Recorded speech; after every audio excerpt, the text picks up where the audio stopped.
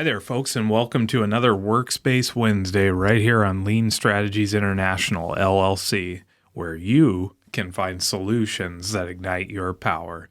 This week, we're going to learn a great tip for use inside of your Google Drive, and that's how do you make a copy of a file from your Google Drive. Now, there's a link in the description below for another video that we made on forcing a copy, and that's a great trick if you want to reduce clicks or navigating through various files to find a certain thing. So check that out. Be sure to subscribe to the channel so that you can get videos each week on supply chain operations and, of course, Workspace Wednesday. So let's jump right in. We've got three different types of files here. We've got a Google Sheet, a handout from our Pull Systems course, and a Google Doc, and also the Pull Systems slide right here. So how do we make copies of these?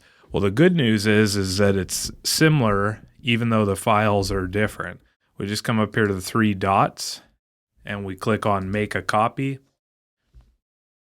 And you'll see it's going to create a copy of the Pull Systems slides, which will take a little bit of time. It'll pop up right next to it. And the way that you can tell that it's a copy is it'll say copy of Pull Systems slides. So really easy to do. Same thing over here. Let's try it again. Click on the three dots, make a copy. And it's going to have this little thing down here that's making a copy of the Pull Systems doc. You'll see that it's created right there, copy of Pull Systems. And let's try it in our Google Sheet also.